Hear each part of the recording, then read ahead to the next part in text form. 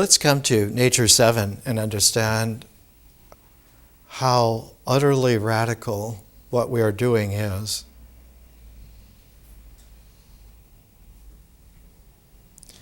Our minds are inculcated to the point of being almost engraved by an addiction which cannot be broken by the mind. It must have a pair of activities that occur at the same time. This pair of activities is familiar to every single mystical tradition on the planet. One of the pair is that you must transcend the mind. The other part of the pair is that you must become more eminent than the mind. Which means that that pair must occur together, which means that the expansion, the only way that it can be both transcendent and immanent, more transcendent than the mind or more eminent than the mind at the same time, is that that pair constitute a complete resonance of the mind. And the deep way of saying this in Asian wisdom is that the mind is like a bell which you must ring. And if you will ring a mind that is coherent, every resonance of that mind, which is a coherent bell, will be a bell-shaped resonance. In physics, this is known as the principle of a soliton. The sun has light coming from it, not just in like little rays of light, but that light as an energy wells up from the core of the sun and percolates for about 1 million years before it reaches the surface of the sun by convection currents that are covering the entire sphere of the sun, and that those convection currents have a sound shape to them, so that the light from our star, or any star, comes out like solitons from a spherical bell. So that light always will have the characteristic of not only being a particle and a wave, but that the particles and the waves together will always be a soliton that keeps its complementarity at all times. So that if you have an instrumentation that can detect this, you can temporarily fractionate and separate the photon from the light wave and examine light as a wave or light as a particle. But the reality is that both of those characteristics occur together, and while the particle is actual, and while the wave is prismatic, the combination together is what we would call real. It is a difficult thing to realize that learning now must come not only from an integrated mind, but to an integral mind that can resonate like a soliton, so that the reality of consciousness will keep together what is polarized in the integral. keep it together, but allow it to have its differential expression. This is an ancient technique of human wisdom. One of the earliest registries of it one can find in Louis B. Leakey's The White African, his autobiography, his earliest installment on his autobiography. And he talks about, on page 165, as a child, I learned to play the Kikuyu form of the game, which they call the name of Giuthi, and I learned variations played by some other tribes. Several of the other anthropology students used to play them occasionally with me. This African game, which is variously spoken of in literature dealing with Africa as African draughts, as African chess, or simply as holes in the ground, is often regarded as being introduced to Africa from Arabia, where certain variations occur. I do not, however, think this explanation is correct, for I have found evidence which suggests that it was played in Africa towards the end of the Stone Age.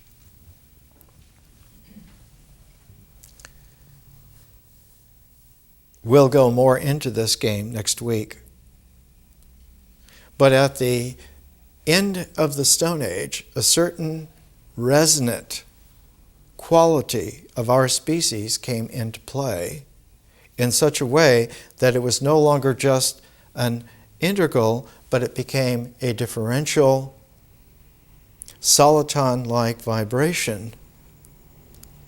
And the resonance of the completed mind in its integral became the spiritual individual who fans out from that integral into infinity,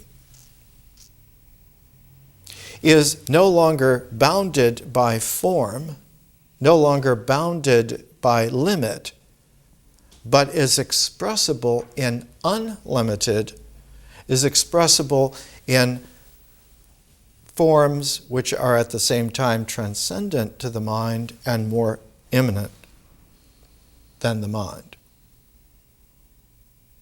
Two things occur in this. The immanence is experienced physically in the body as a deep awareness. The transcendence is experienced in the mind as a great spirit wind. The Hebrew for it was ruch. The Navajos have a word for it. The Chinese, every people have a word for this spirit wind. This is why in fundamental yogas, the breath cycle was always taken, that you breathe in, and if your awareness of your body, of breathing in, is a resonance of your coherentness, your psychophysical integral, the breathing in will not only be a poignant awareness in the body, but the breathing out will be a transcendent poignancy in your spirit. But in between breathing in and breathing out, there is a slight microsecond pause. And this pause is not a pause that is static, but it is a pivot. It is a turning. The Greek word in Pythagorean, Plato, ancient Greek, for that turning was always metanoia. It is a turning of the entire mind so that instead of just being able to look in to a focus which is eminent and highly aware in the body, in the psychophysical body, that the metanoia allows you to turn almost instantaneously and look out. And when you look out, you carry with you a paradox. Because the eyes usually focus on the exterior world to look out. And when you carry that in the integral to look in, you will look in with the same kind of a focus to the unity. Not of what you see, but deeper than that, you will look upon the unity of the seer, someone who sees. And this is how the individual identity is mistaken by a carryover of an exterior process into the interior focus. But the paradox is that the interior focus is not a focus on oneness, because the eminence of that awareness is always paired with the transcendence of the spirit. And so when you, in your prana, breathe in and have the pivot and then breathe out, that particular action looks back out with what was the actual interior looking was not a focus, but was an allness. It was an everythingness that was not in a form. It was in a process which was unending. And so when you look back out to see the unending vibrational infinity. And only by habit do we correct ourselves by the brain immediately to look out, to focus the two eyes to be able to see. This is a very deep mystery.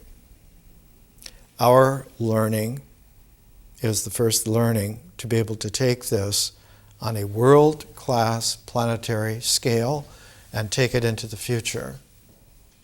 Because there is another pivot, there is another metanoia that happens, and that is in the infinity.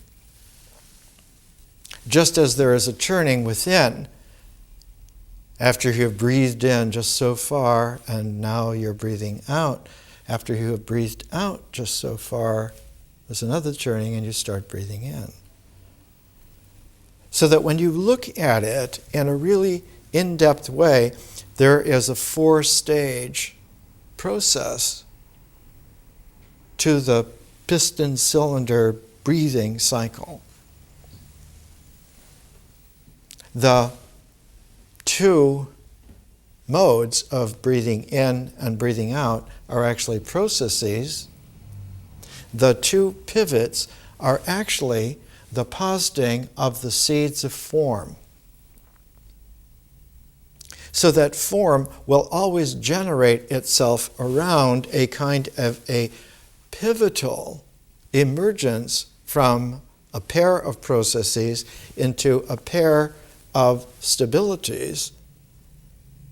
And without going too much into it at this particular point, this is how matter is made.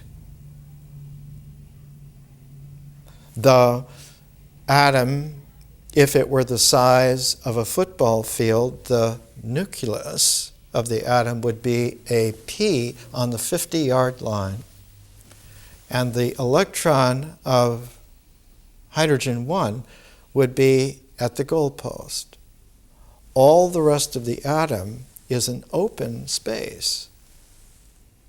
That open space carries a process which supports the form to emerge from it. And so what we are doing in our learning is we're beginning, like threading the needle, to get the thread of how form will emerge vibrantly from process, but that the process of nature has several depths to it, several energy layers. Just like the electron will have a higher energy registry as a muon, and will have a third very high energy registry as a tau particle. And that holds for the mirror opposite of the electron. The positron also has two higher energy states, and that each of those, 3 and 3, have also a neutrino which accompanies paired to each of the 3 states of the electron or the positron, and so you have a set of 12. That is the true harmonic of what an electron is. And the electron, as the carrier of the electromagnetic energy, must have its support in form from the polarity with the nucleus which carries the magnetism. NMRI, nuclear magnetic resonance imaging. If you go to an advanced hospital, you can get this today. The magnetic and the electric together always cooperate together, and they cooperate together especially in the interface with light. The electron and the photon, because of their interface, produce the whole way to carry electromagnetic energy and forms into the interplay with phenomena like light, which in and of themselves would be unapproachable if it were not for this ensemble in-depth relationality. The mind, in all of its history, in all of its mystic genius, always knew that there is something beyond, but could never have a language to express it until recently. And the language to express it was the object of a concerted effort around the planet, a concerted effort to find a universal language for about 500 years. And that concerted effort amounted eventually to finding that there is a very high mathematics that is a universal language, and that the first examples of it were from a pair of individuals, Newton and Leibniz. It's called calculus. That in between a 0 and a 1 is an infinitesimal infinity of states that one can compute, one can calculate, and find at this particular moment which of those states is actually obtaining. And so one can have accuracy to any degree of specificity that you would like, not only of an integral calculus, but of a differential calculus. That was 300 years ago. This is the first learning that takes that about 3 orders beyond what Newton and Leibniz developed. The reason why it was able to be taken 3 orders beyond is that there were 2 orders of transform in the 300 years in between. And the last transform was done in the 1920s and 1930s and 1940s with the development of Einstein's relativity and with the development of quantum mechanics.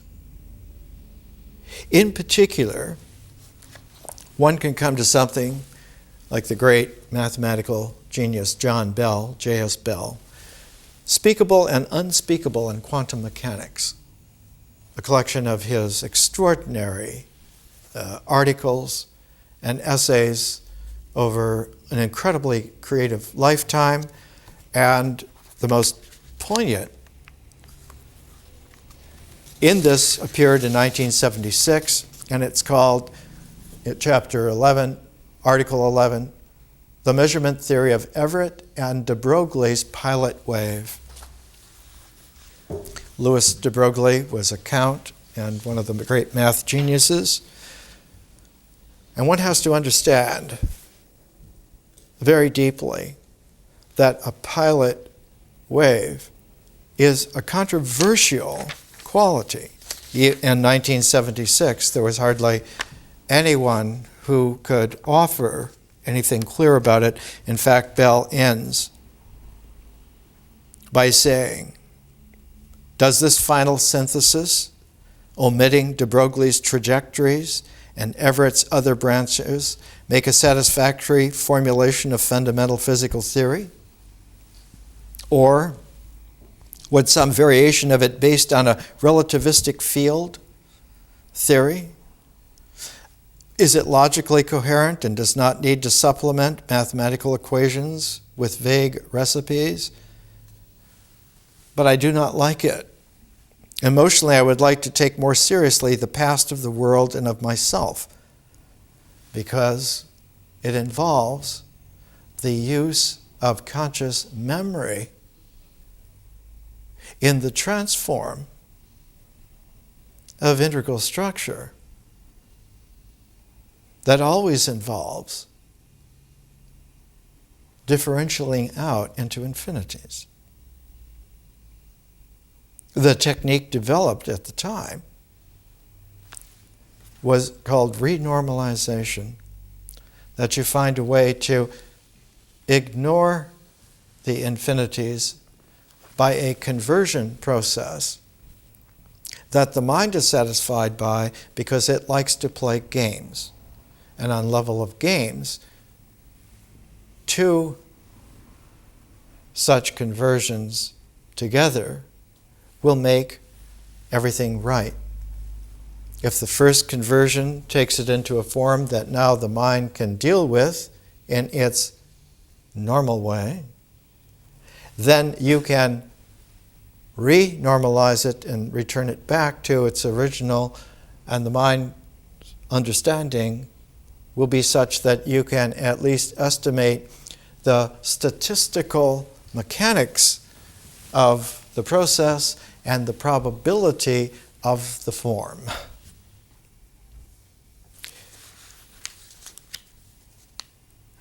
Bell says, more professionally, I am uneasy about the possibility of incorporating relativity in a profound way. No doubt it would be possible to ensure memory of a null result for the Michelson-Morley experiment of the speed of light. But could the basic reality be other than the state of the world, or at least a memory extended in space at a single time, defining a preferred Lorentz frame? To try to elaborate on this would only be to try to share my confusion. The greatest mathematical and physics geniuses in the world were unable to resolve this, though a man named Everett, initial H, Everett, in 1957, came almost as close as one could come, and it was termed at the time science fiction.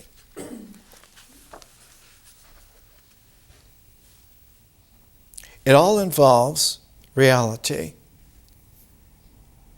If the mind needs to step outside of itself in order to understand itself, you get into an infinite regression, logically. Because all of the logical rules that operate in this integral cannot self-define. They must have a definition by an auxiliary set that is outside that set. And they, in turn, will have to have an auxiliary set outside of that. And you get into a game of parentheses. We used to call it that in the San Francisco 60s. Whatever it is that you have, someone can come along and put a parenthesis and say, well, that's within this. But that technique is infinite. It is boundless. You can continue to do that. What happens is that the mind carries its own limitation into the addiction of that game. Because the game is a game of parentheses, like the African game that Louis Leakey was talking about, that there are so many variations. Every tribe in Africa has their own variation of Giyuthli. And this quality of the variation shows by the evolution of variation that this game has been played, obviously, so long that the variations have spread not only the whole continent of Africa, but adjacent Arabia as well. In fact, there are versions of this that occur all over the world. In North America, in the northern latitudes, it's called by its Algonquin Indian name the Dogrib game. It's a form of gambling with possibilities that are deeper than probabilities. And so the lure is not that of a game so much, but that of seeking the real through this process of not just gambling, but of accessing the eminent and the transcendent together, not only at the same time, not only in the same space, but in a higher dimensionality than space-time can convey.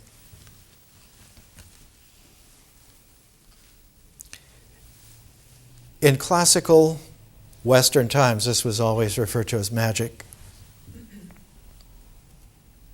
And part of the working of magic is that it worked by transform. And what is transformed is not just the lead into gold, but the mind into consciousness. And that transform is mysterious.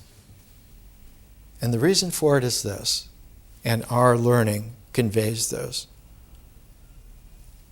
Without being able to participate in nature as a process, we have no way to emerge into a stable form. And so it's essential not to begin your learning by having a form dictate what it is that you're learning. The popular way to say this used to be you have to unlearn before you can begin to learn. But to wean yourself away from your identity, from your individuality, from its cognate ego, is always the difficult snags that are always attacked by the mind. The classic resolve of this in Zen is the koan. That if one gives a riddled bone to the mind to chew on, which it cannot chew on, it eventually becomes completely frustrated to the point of chaos. And the chaos resolves itself not in terms of the mind, but the classic statement is in terms of no mind. And that resolve is due to that metanoia, that change.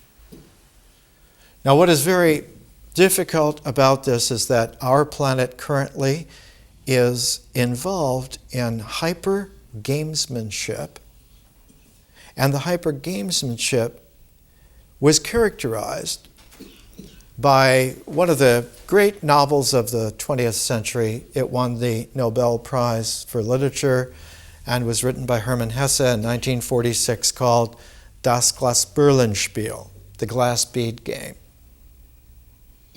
where in a very sophisticated meta monastic hyper mental community, one used music and mathematics to find a way to become the Magister Ludi, the genius of the world who is the best at playing the glass bead game. And of course, this leads to an ultimate kind of a koan conundrum. If one could be at the pinnacle of that, one would not be in any time, space, or space-time to recognize that you have deceived yourself. Because to succeed at that is to ensure that you have failed to be real.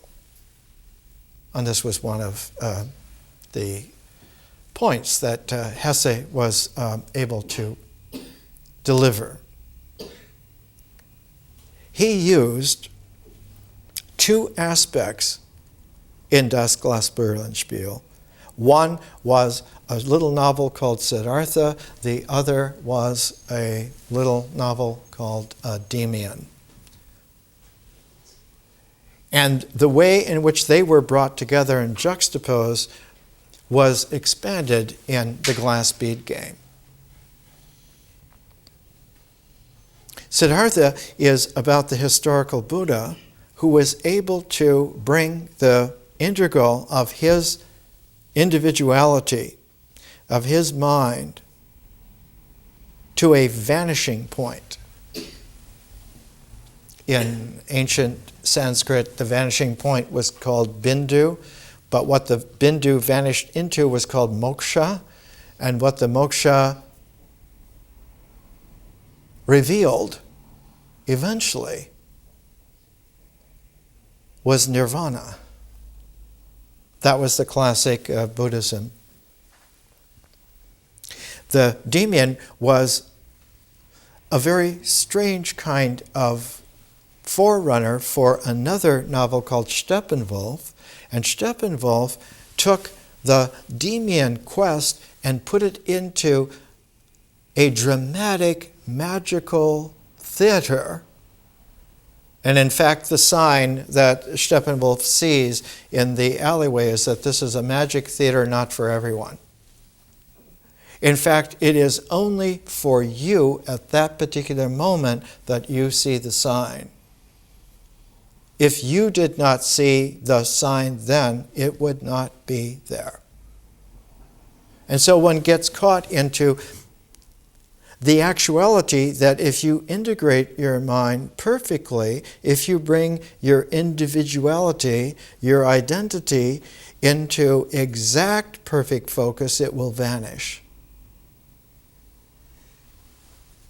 If you play the game exactly right, magically, you will always be co-opted into playing the game. So that the two together, when they are brought into an overlap, is that one must wean oneself away from playing games, and one must be willing to have not obliteration, but to have a vanishing. And one of the qualities that comes out from vanishing is that one reappears instantly. But the reappearance now has more dimensions than the vanished space-time had before. It has a resonant infinity quality. The best expression of it in English was D.T. Suzuki 100 years ago, recounting when he was invited to go to Chicago, to go to the open court publishing and school that Paul Karras set up to go and translate the Tao Te Ching. He was told by Shoyen Shaku Roshi, his Zen master, you cannot go to the United States until you've had your first experience in Satori. And since you have your boat ticket and it leaves in 3 days, you must do one of two things. You must have your first Satori or you must kill yourself. And so about 11:30 at night on the third day, the 20-year-old future genius J.H. Suzuki gave up because he could not figure it out. Because he was aware that it was not figurable. And that the lack of figuration in it, which he later became masterful at, meant that there was no ritual traction in existence whatsoever for that activity. Because ritual existence in its activity always has a karmic causality appended to it, according to the mind. And the mind does not know that that is an illusion of the universe and a delusion of its own structure. When he let go, when he gave up knowing, understanding there was no procedure, no activity that he could do whatsoever, the experience that would have come from some activity evaporated. And the mind that was an emerged form from that experience vanished. But when experience evaporates completely, its evaporation is the emptiness of experience, but experience has a cognate process resonance with nature. And so nature continues to occur as a process. And the first thing that he heard, as soon as he vanished, was he heard a bell, temple bell, outside. And he got up in the zendo, and he went to the door of it, and he looked out into the Kyoto night, and he records, I think he was at 96 or 7 when he wrote this up right at the end of his life. He said, I looked out, and all the trees were transparent. All the buildings were transparent. And he looked down at himself and he said, I was transparent too. That transparency is the beginning of the acquaintance with how the invisibility of reality is really the complement for the visibility of the electromagnetic world, of which the brain is a part. What we're doing in our learning is to go into the deepest cycles and rhythms and resonances of reality, to patiently bring ourselves through on many different levels at the same time, and at the very same time as coming through different levels at the same time of building a sensitivity,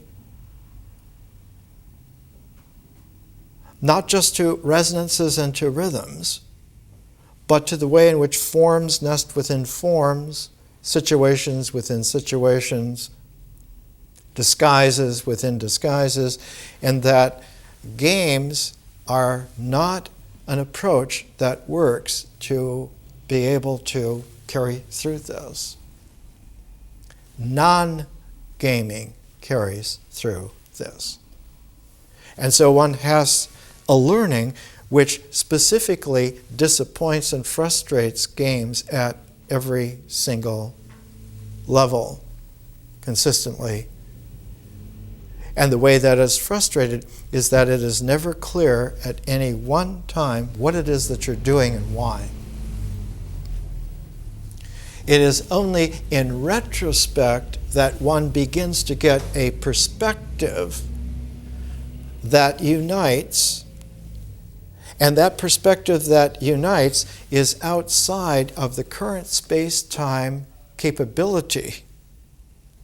And so that retrospection acts as a pilot wave to the very energy that one is employing in life, in living, in being, having a brain. Now, the first way in which this was disclosed in the West was by Pythagoras, which he learned in Heliopolis from the ancient Egyptian tradition, which he learned in Persia from the ancient Zoroastrian tradition. At the time he was in Egypt, Egypt was a part of the great Persian Empire, and so he went to Persepolis, and learned there in the great Achaemenid dynasty, Cyrus the Great and his forerunners, of how the ancient Zoroastrian teaching was not dualistic. It was a deep complementarity, and that the complementarity was carried by two different qualities. One was Mazda, which is the splendor of the sun, and the other was Ahura, which is the Soliton resonance of the light. And in ancient Iranian, when one pronounces Zarathustra, not in Irani languages, but in the ancient Avestic that Zarathustra spoke 4,000 years ago in Central Asia, it actually translates as ancient light. That one does not see by the sun alone in daylight, but that one sees by ancient light, especially well after the sun has set. Because after the sun has set, the blueness of the sky that has shielded your ability to have an infinite vision into the starry expanses of heaven, now you have a diurnal day, night. You have a sun and you have an ancient light resonance of that especially shines in its differential in the darkness. And so one now has a sense of divinity as Ahura Mazda. And what forbids that from being there, resonant in your life, is deception. Evil is not mean or bad, but essentially that of a deceiver. The way in which Hellenistic Judaism understood it, they used the term Belial. It means the liar. That the liar is always that baffle which keeps you confined and focused on just seeing by the sun during the day and sleeping in the night, and just dreaming in the night, and then wondering how one can bring one's dreams into the life of light, or that the dreams are only cognate with the frustrations or the desires of the day, and one gets caught into this kind of a game that is played deceptively as a false hermeneutic, a false interpretation, and carried by false prophets. So that the classic warning from Jesus, beware of false prophets. Because your mind, without its double transform, its double metanoia, is incapable of telling the difference between a game and reality on at least two orders, not of complication, but of reality. We use the presentation notes of the previous phase to the one that we are currently doing as the index that allows us to generate a pilot wave in retrospect. So that if you look at, we're at Nature 7, which means the 7th week. Each 4 weeks we have a pair of books that we use, and we move from one pair to another pair to a third pair. with an interval at the end, that 13-week is a phase or a season of a year of learning. And the previous phases notes can be read so that on Nature 1 you're reading the notes from Science 1. By the time you get to Nature 5, we've moved to the second set, the second pair. And the second pair here that we're looking at is Jane Goodall's Through the Window, her life for 30 years with chimpanzees, and Mary Leakey's Disclosing the Past, 80-some years of looking for the evidence of the earliest ancestors of man, and she was instrumental in pushing man back to unbelievable millions of years. But if you look at the pilot wave that's generated by reading the science notes with it, by the time we get to Nature 5, we're to Science 5, and Science 5 was a pair of books and authors, again, a pair of women. One was Barbara McClintock, who over 50 years discovered that genes jump around. Are we okay? We're on tape. Well, let's stop there and we'll come back.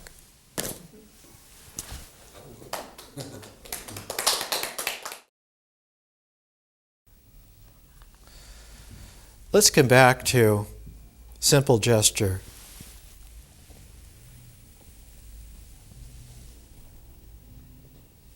That movement is also a dynamic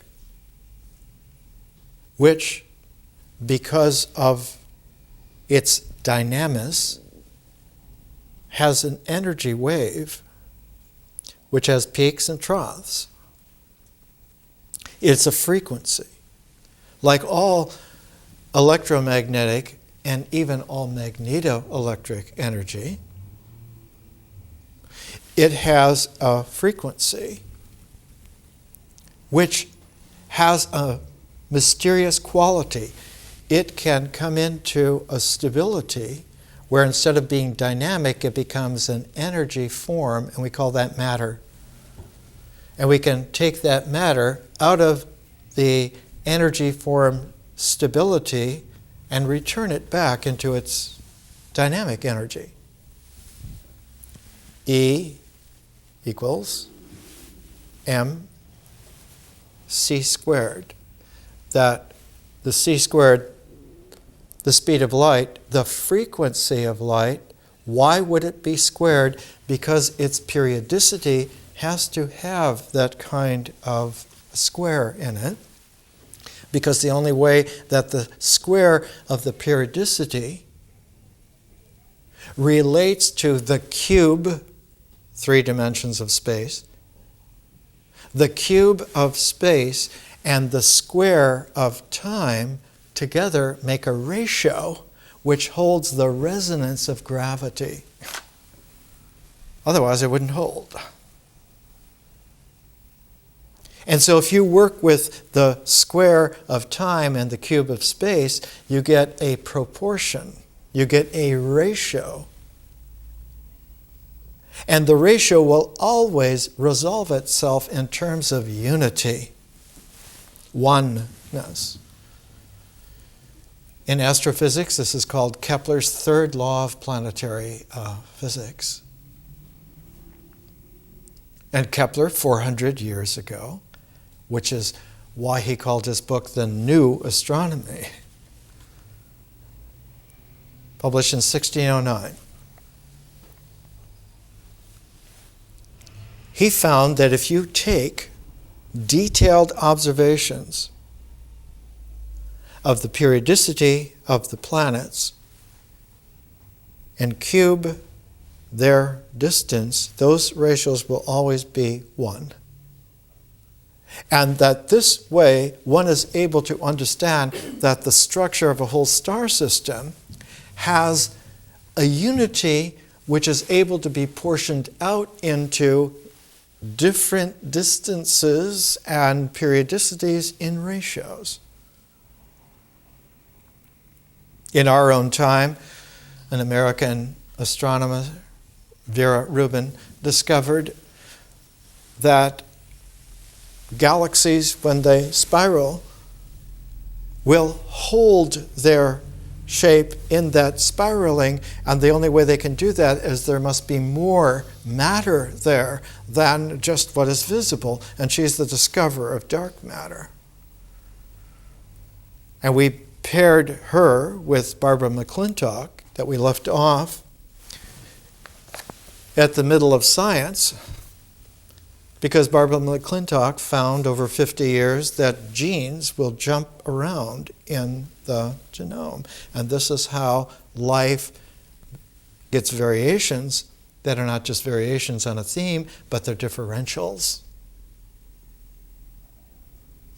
And if one uses the science notes of Barbara McClintock and Vera Rubin with, in retrospect, Jane Goodall and Mary Leakey, all of a sudden you get not just the dynamic of the sequence of these pairs of texts, of these pairs of people, and their stable forms as they come in for a month as a pair, a lunar cycle, which creates a wave, an energy dynamic, and one could call it a learning wave.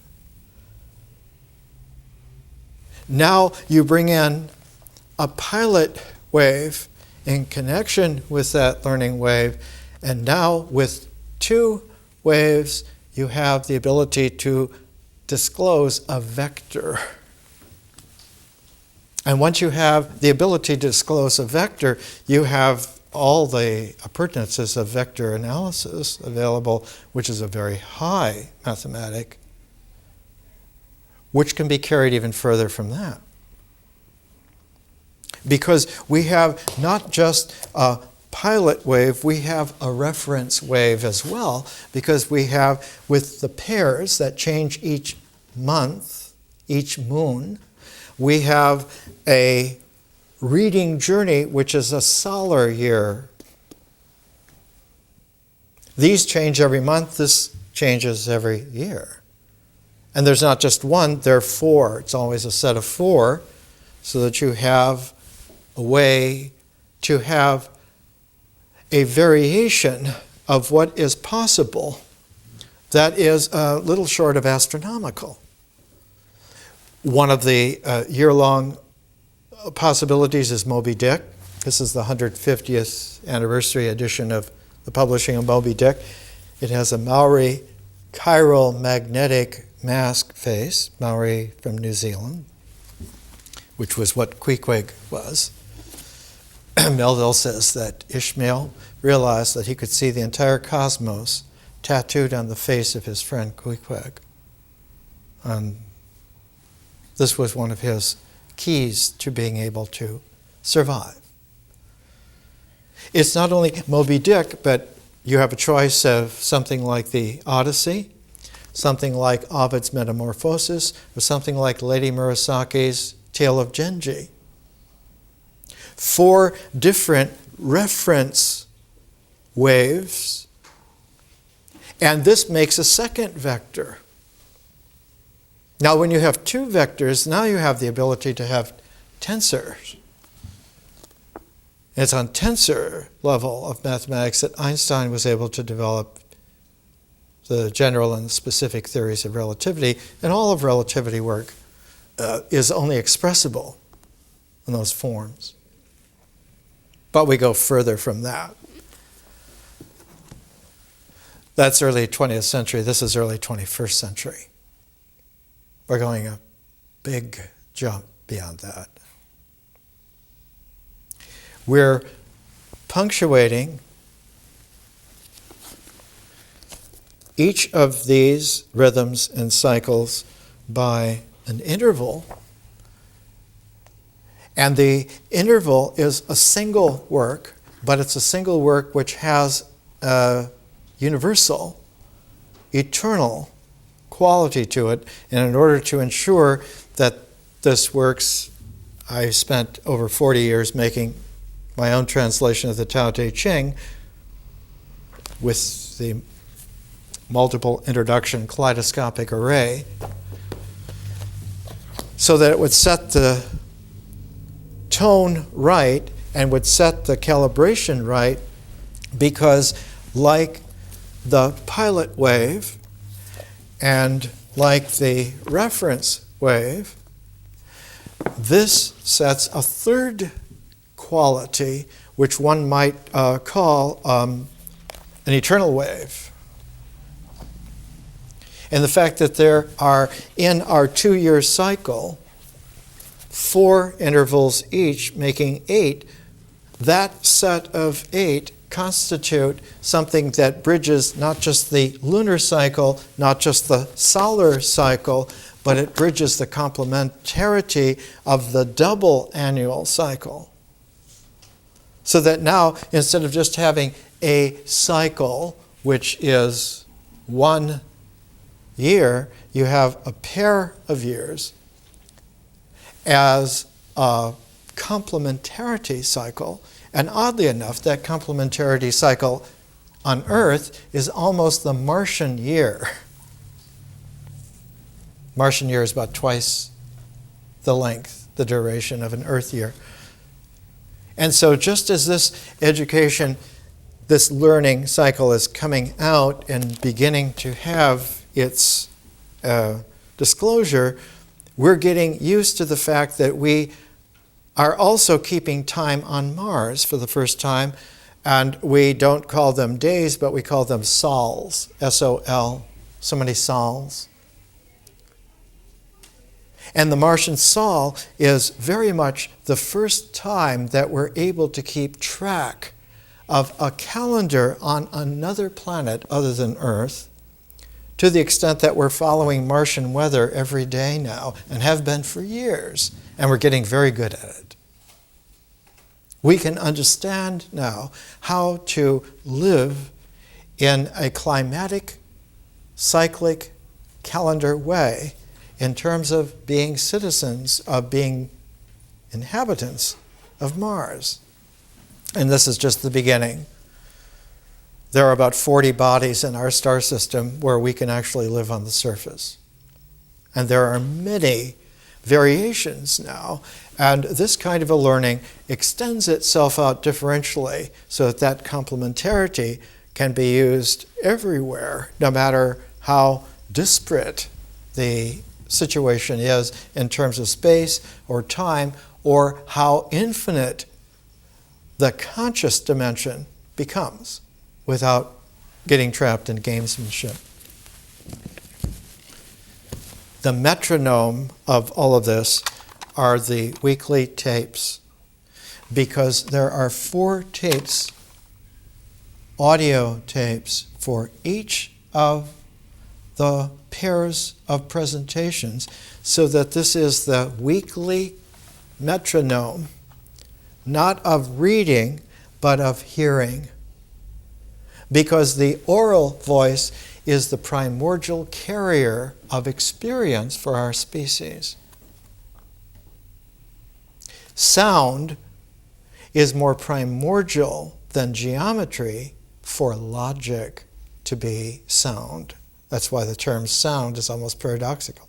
An argument is sound, not if one can figure it out geometrically, but if one can have the hearing, have the ears to hear, that it flows dynamically. You can hear to a much greater extent of refinement than you can geometrically conceive in your mind. You can hear when a sitar's in tune, and that the raga being played, though very complex, with a very complex instrument, has its flow.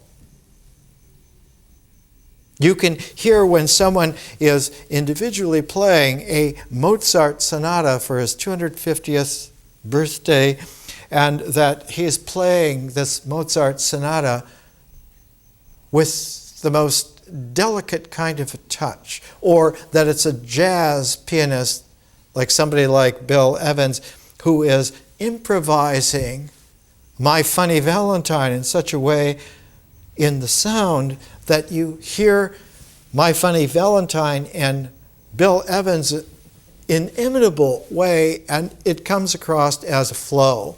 That experience is also, like nature, a dynamic, and it does not have form. It has flow.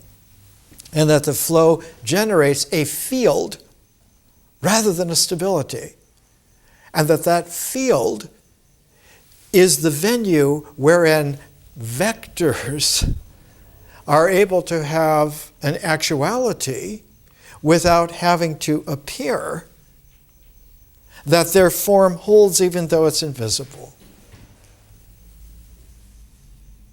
That if you pull on this line and you pull on this line, the resultant is going to be a proportioned ratio between the two pulls, and that's how you will have your direction, not because you have coordinated it or planned it, but that this is the resultant, and that one can modify this if you would like to change direction.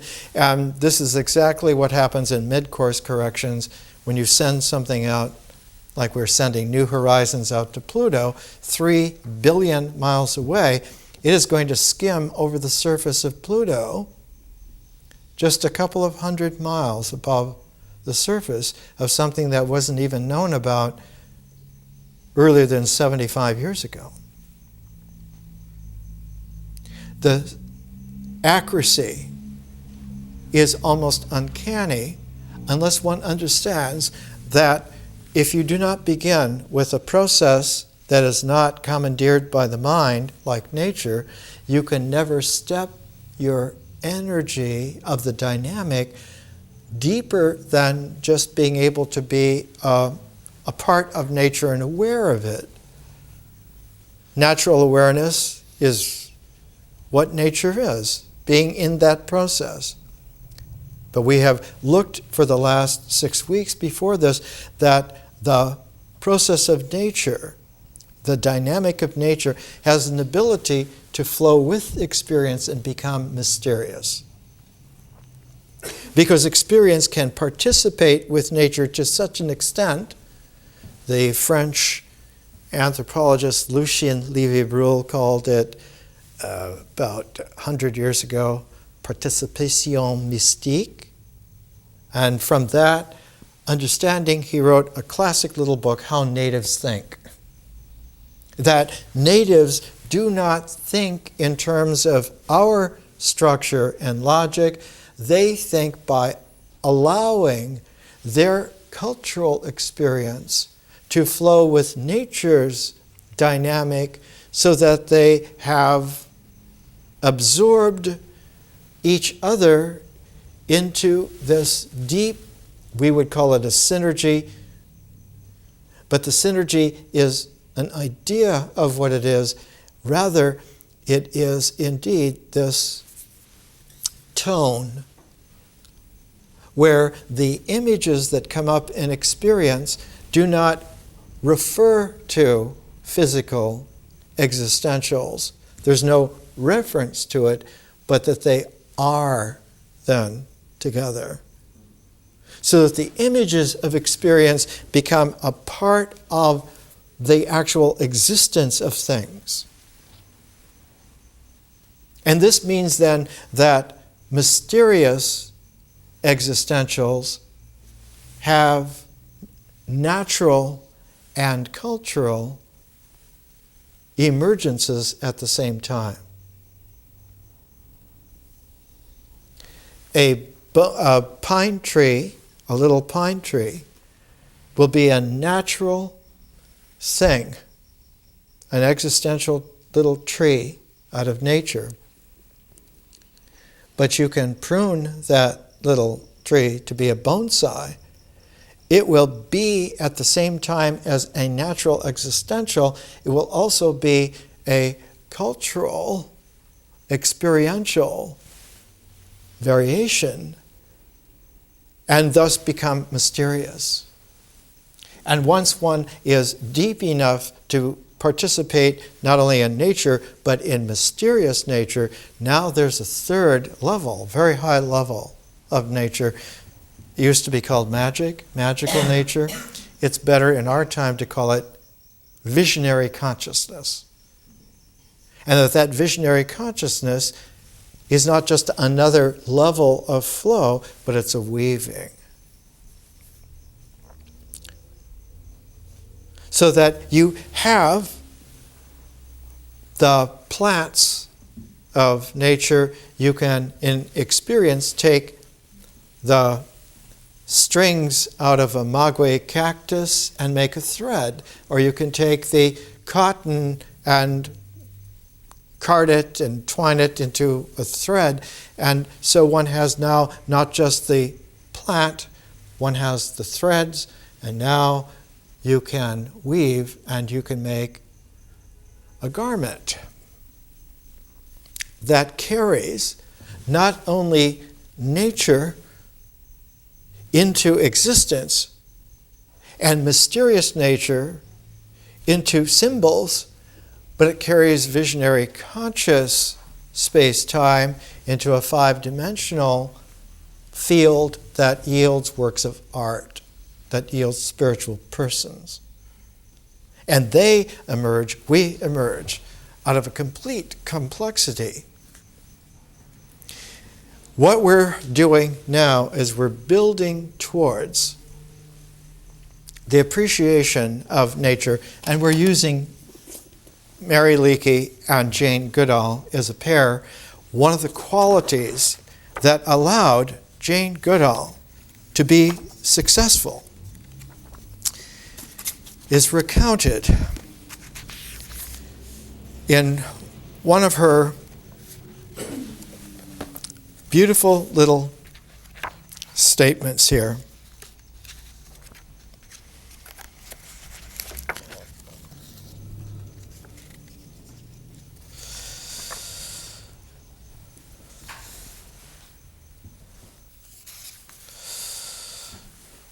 She watched patiently for over 30 years at the point. She watched the chimpanzee communities on the Gombe River Preserve on Lake Tanganyika in Africa. She would often get up in the middle of the night, in the moonlight, just hearing the distant waves of Lake Tanganyika washing against the rocky shore way down below, and maybe hear a night bird or so, or occasionally some kind of an animal rustling. And she would sit on this, what she called the peak, in between two big valleys, where this troop of chimpanzees have lived for 70 million years. It took her a long time to learn how to see, but she couldn't see until her experience merged with the nature of the site and the experience of the chimpanzees. One time, as it happened many, many times, with the growing darkness in midday came the stillness, the hush that so often precedes hard rain, an African cloudburst. Only the rumbling of the thunder moving ever closer broke this stillness. The thunder and the rustling movement of the chimpanzees getting ready. When the rain began, Galahad, one of the chimps, who had been dangling and patting at his toes near his mother, quickly climbed into the shelter of her arms. And the two orphans hurried to sit close together near Gigi. But Gimbal started leaping about in the treetops, swinging vigorously from one branch to the next. This is an adult chimpanzee's rain dance. Climbing up, then jumping down to catch himself on a bough below. As the rain got heavier as more and more drops found their way through the dense canopy, so his leaps became wilder and even more daring. His swaying of the branches more vigorous.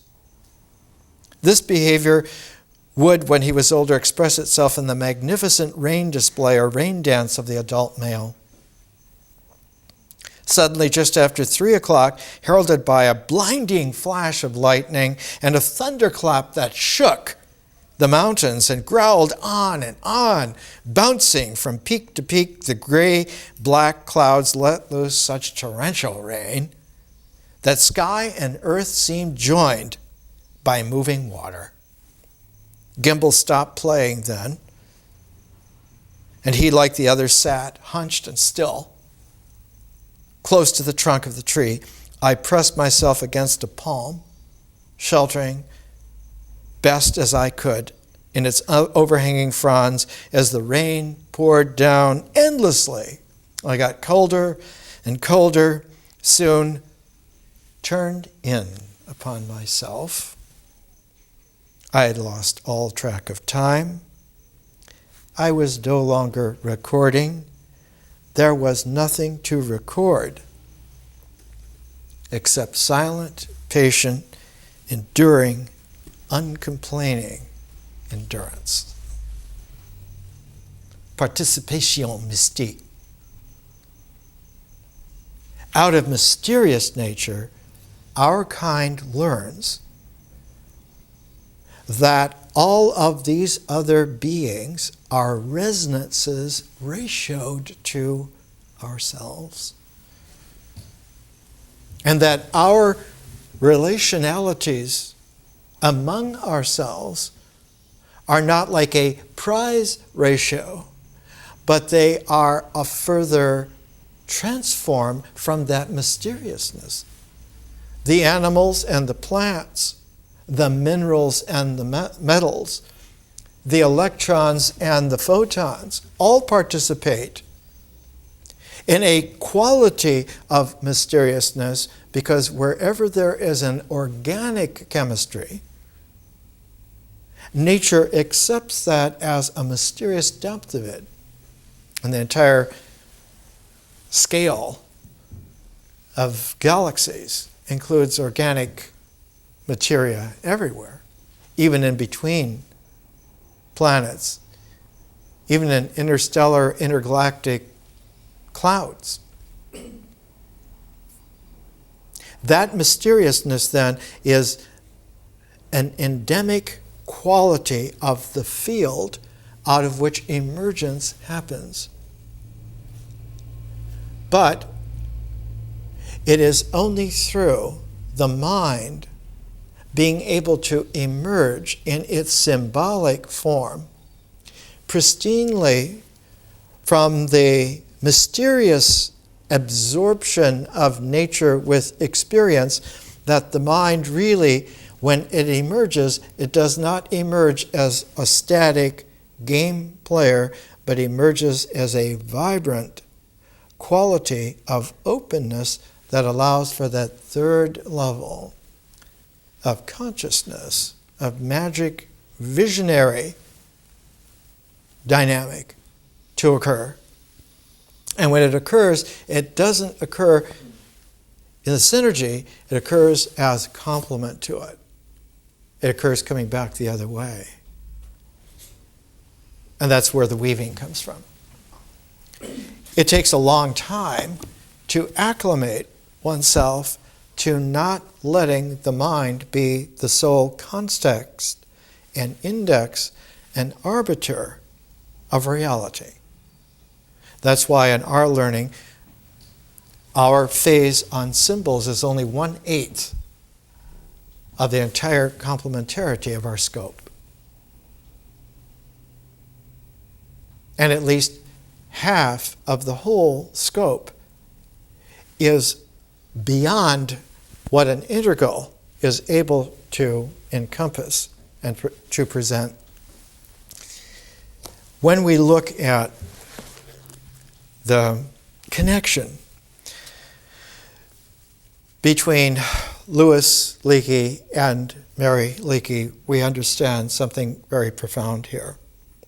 We've disclosed how Mary Leakey understood, even as a little girl, traveling with her artist father to various places in the world, and her adventurous mother, the mother, Cecilia, wasn't married till she was 37, and her father, Erskine Nicole, was 44, and they met in Egypt on the Nile River where he was painting, and Mary Leakey was going to be born on this houseboat on the Nile, but they decided that they better have her born in England for passport reasons, and so they took her there, and she was born in London. But she was always traipsing around with the father, who drew and painted watercolors and paintings and would sell them when the money would run out. And the mother was from this revolutionary family, the Frères, who were always involved in radical causes and movements, that there are in fact places in the world, in South Africa, in Kenya, in India, called Frere towns, because the family was involved in making places that ex-slaves could go and be rehabilitated back into life. So Mary Leakey grew up in this unorthodox family, and she was never used to schools and could never stand schools. And when they would put her into any kind of a special tutoring thing, she would find ways to torture the tutors so that they would leave.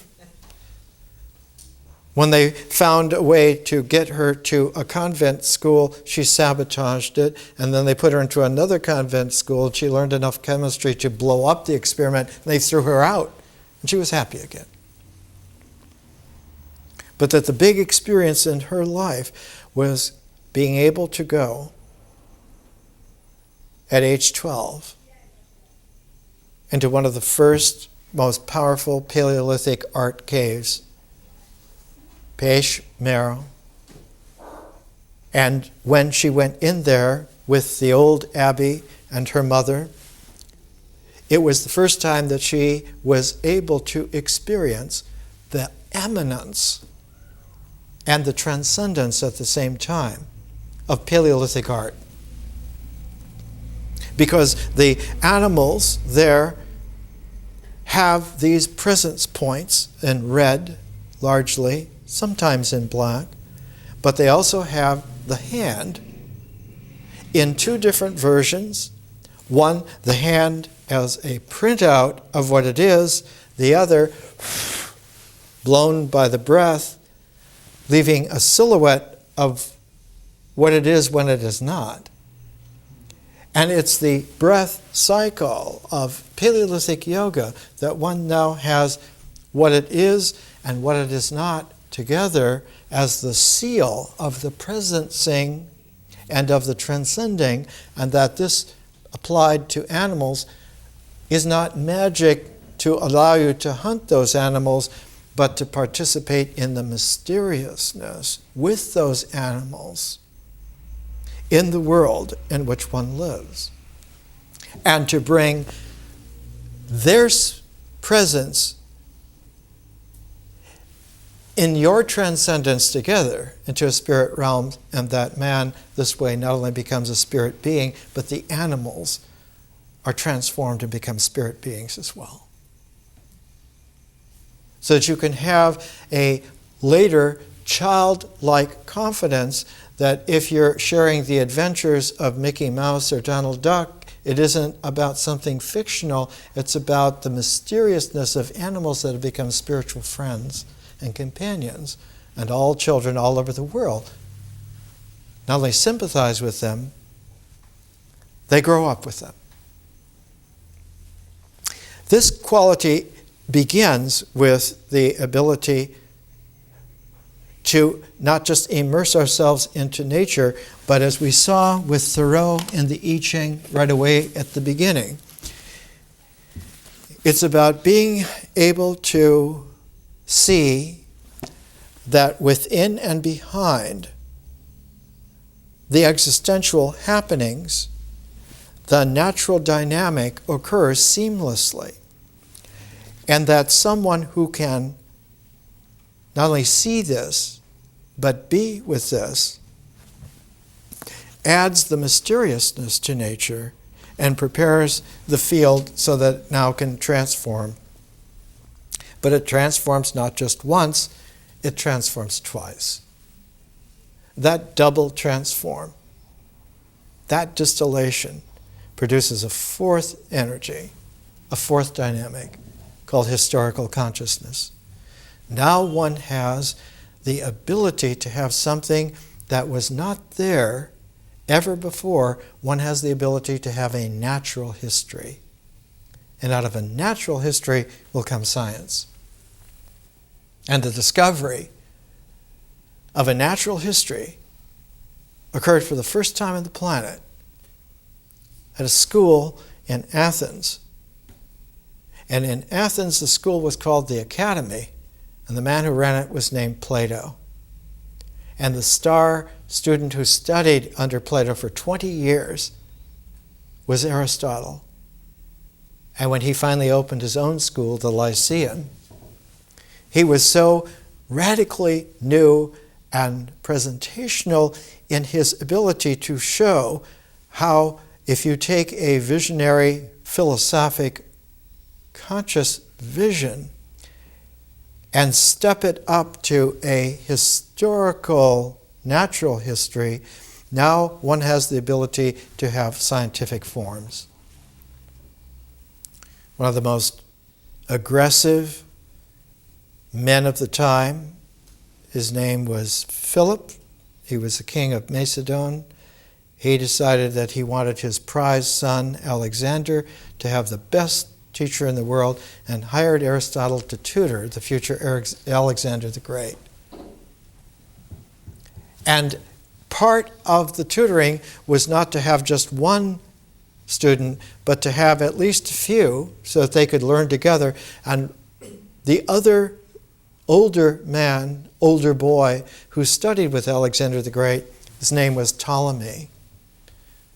And after Alexander died early, it was Ptolemy who carried on the vision, turned into a historical consciousness, and made Alexandria even greater than Alexander himself would have been able to make it, and founded the Ptolemaic dynasty that lasted for 30 Ptolemies, and the last of those was Cleopatra the Seventh.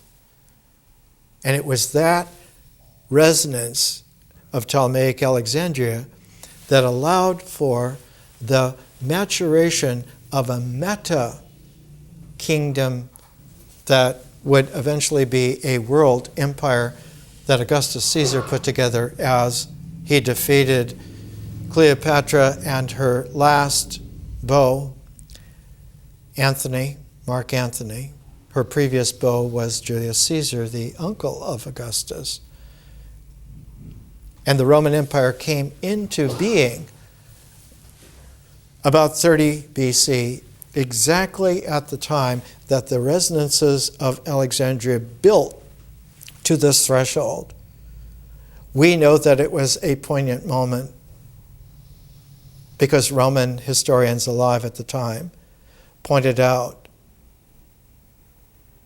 that the body of Alexander the Great lay in a great glass sarcophagus in a building called the Sema, the body, in the center of Alexandria, and that Augustus Caesar went in alone and forbade anyone else to be there. And he opened the glass sarcophagus and put his finger on the nose tip and broke it off of the 300-year-old mummified body of Alexander the Great, and took this as an omen that he was the one who was going to write the future of the world. These are very large, huge issues. What is facing us in 2006 is that we have reached a threshold where empires are now all regressive, where individualities locked into gamesmanship of minds are poisonous. They're radioactive. We must learn to let them go. They served well. Those people are dead. Only those who are able now to transform deeply by combing through the entire array of phases have a possibility of doing the two essential things. Pythagoras, and 800 years later, Mani, split the populations. The first large population are those who can hear. Mani actually called them hearers. Pythagoras used the Greek term akousmatiki, those who can hear. The second, Pythagoras called them mathematiki, but Mani called them the elect.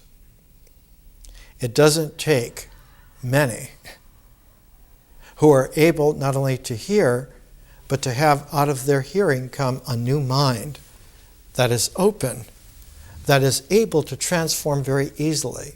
It is not difficult whatsoever. In fact, the phrase forever, wherever it happens on a high Dharma level, is that it is effortless. No one has to strain for enlightenment. It is like drinking fresh water or breathing clear air. More next week.